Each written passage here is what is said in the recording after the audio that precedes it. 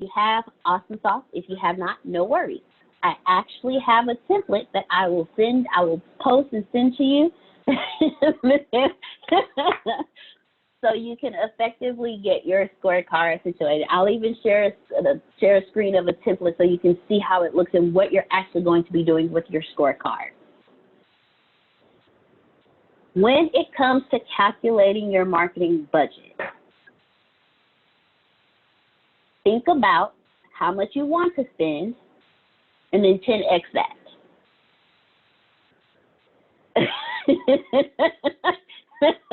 Okay, so Ms. Pam, if you don't mind, can you please express to us what it means to set a marketing budget and then 10xing it? Because I'm sure when you first started Ice Buddy, you had a budget set, and then I'm sure you exceeded that budget.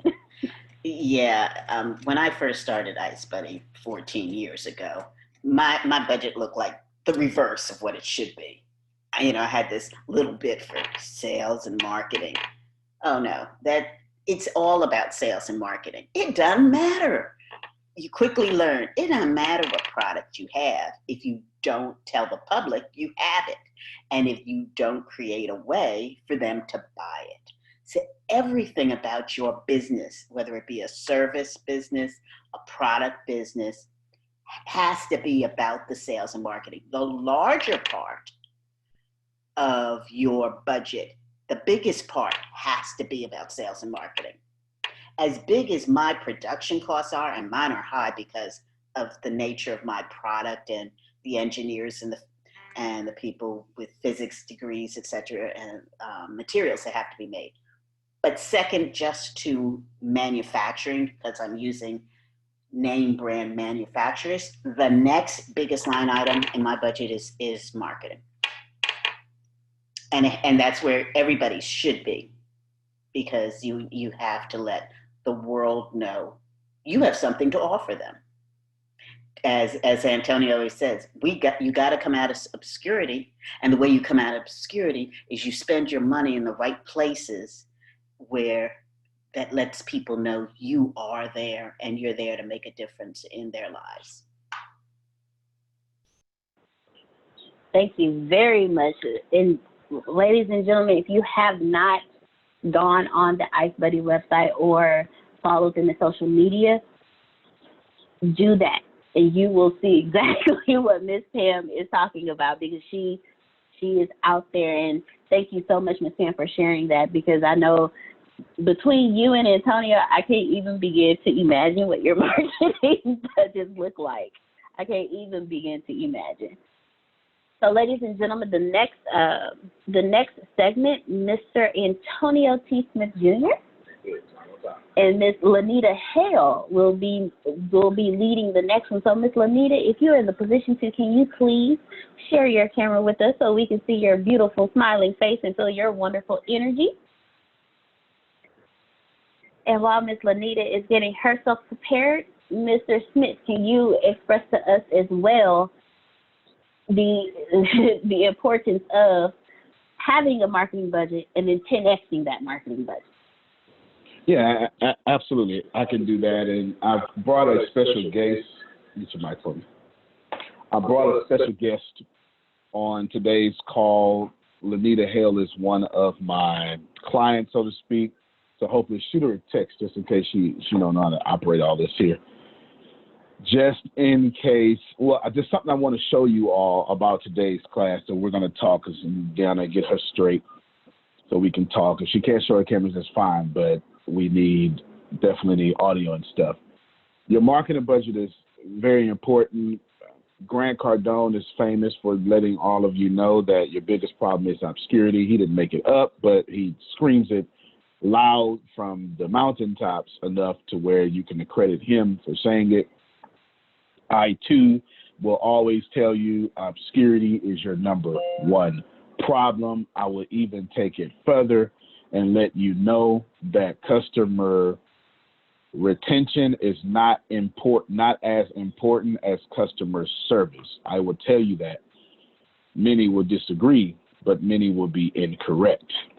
Customer acquisition is far more important than customer service, because the more customers you acquire, the better your customer service gets. You can focus on customer service all you want to, but that doesn't stop you from things like inflation, customer attrition, and things like that. All of you have customers, and all of you have done great customer service.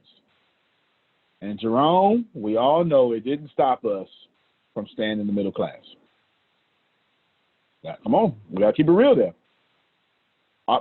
All of y'all did fantastic customer service, every last one of you. I know all of you, you're stand-up people. You all did fantastic customer service. You're still in the middle class because customer service is not more important than customer acquisition. Customer acquisition comes through marketing. Everybody got me? This is why marketing is so important. Now, I did not, don't you leave here and say, Antonio said, I ain't got to pay attention to my customers. That is not what I said, okay? A more simple way of what I'm saying is very simple. I learned this being a manager at Little Caesars in 2010-ish.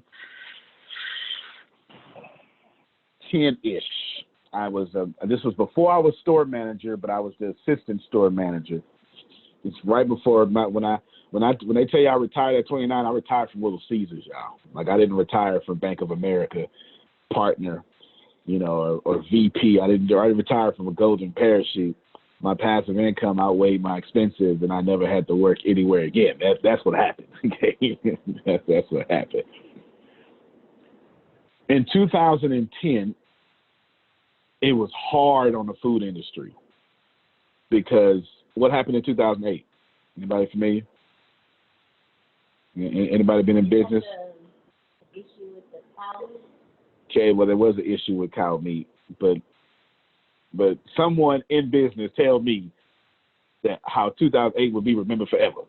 The greatest recession since the Great Depression. There you go.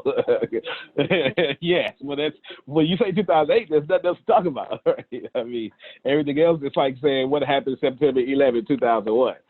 Okay, September 11 happened, and then you can talk about anything else. The Patriots won the Super Bowl that year, right? You can do all that. But in 2008, the greatest recession since the Great Depression, and truth be told, with a couple of semantics, that's pretty depressive. It could have been a depression had we sunk even further.